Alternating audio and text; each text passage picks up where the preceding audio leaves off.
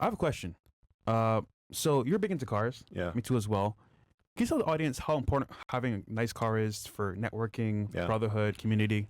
Yeah, a lot of guys think that you buy a nice car because you got a little dick or something like that, right? It's like, no, dude, you don't understand. The concept of having a nice car opens doors because it allows you to go to rooms that you don't have access to. Like, you can't go out driving a 20-year-old busted-ass Honda Civic, you know, and show up. Yeah, you're That's exactly what I got. You can't go into, like, you know, exotic car clubs with Ferraris and Lambos and McLarens and Porsches and stuff like that, and guys will accept you, right? Like, guys like that will come to be like, hey, you know, like, what do you do for a living, sort of thing, and they'll have those sorts of conversations. You talk to them, you're nice, and they sit in the car and they rev it. You know, it's like interesting that way, but they're not going to take you seriously. They're not going to invite you to go out for a rally. They're not going to have dinner with you. They're not going to do business with you, right? Like, it opens doors. Like, it gives you opportunities to hang out with people that you don't necessarily hang out with. And if you like fast cars, buy a fast car and use it as a networking tool. It's really more than anything for me like a networking tool, but it's fun as well, right? So I don't care about the, you know, oh, it's going to depreciate, you're wasting your money, you're an idiot. It's not a problem. Yeah, if you know what you're doing, you can make that money back. Especially, you know, especially like with cars like Lamborghinis and Ferraris that have exclusive clubs where you have to own one of these cars to be in there. Yeah. And that in itself opens you up to high net worth individuals, which could pay for itself if you know what you're doing. Exactly. So, well said. You know, getting doors open is very important. And yes, I do have an old Honda, guys. But I mean, that doesn't refute the fact that like having a nice car. I remember famously, I remember when Andrew bought his Bugatti. Yeah. And he came and did our podcast like right after he got it.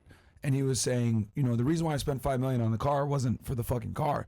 It was because of the doors that opened up for me to be able to make that money back and then some, because it's a very exclusive club of people that have Bugattis. And he just wanted access to those individuals. That's why he bought it. And yeah, it keeps going up. It's like, you know, $500,000 car, $5 million car. Yep. Oh, you got a jet. Now you're in a new club. You got a yacht. Oh, that's a different club, right? Yeah. You have access to different people. So I remember when I bought the SVJ, I met a guy in Fort Lauderdale, and he was here during the and a group of friends and himself came together and made a plan how to make money. And they all had cars together. But no, back then I didn't have a car, of course. You know, it's just coming up. But if I had known them back then, I missed out on $10 million just for not being in that group. Yeah. But because they all had cars together, they would say, let's have dinner together, let's talk about business. And they came together during COVID to make this like big plan for business, and it worked really well. Yeah, a lot of guys discount the value of putting money into things that, one, you're interested into, and two, that unlock stores. Like watches, too, are another big thing for guys. Like, I'm not a watch guy, but I see guys that are like, oh, you know, I got this whatever watch, and it's worth $400,000. Watches like, are my thing. Yeah, like you can sit I got there a couple Rolexes and APs, talk for like ever about the watch, right? Yeah. It's like, you know, whatever your thing happens to be, if you like it, then go chase that. Like, chase excellence, not women, is what I'm always saying, right? And then put yourself in rooms where there's other people that have similar interests, do some business with them, hang out with them, you know. And, you know, as a byproduct of that, there just happens to be hot women around. Yeah. That's true.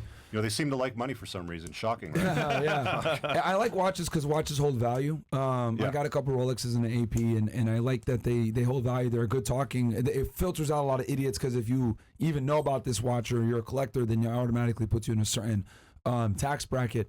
But yeah, I agree the car thing is huge because they especially if you get like a Lambo or Ferrari, you automatically are involved in certain, you get access to clubs, right, which is huge. Because what I've noticed when you're with people that are successful, a lot of the times the barrier to entry is so high that just by you entering, they embrace you. Yeah. Like they're way more friendlier, they're way more open to certain things. Oh, I know a guy that does this. So if you say, if you're a regular guy and say, well, I have this problem, they don't give a fuck. But if you have this problem and you're in that club, then it's, hey, I know a guy that actually solves that. I know a guy that does this. So I don't think people understand, especially for men, right? Because we don't really get help unless we provide value. Like no one gives a fuck about you unless you're providing value. So if you're able to get a nice watch or a nice car or whatever it may be, they know that you solved other people's problems, so they respect you as a peer and they want to help you. And more often than not, someone that has a lot of network, you may not know his network, you know, by yourself, but if you know the person knows the network, then by default, that's your network as well. Yeah. So it works in tandem. It works out.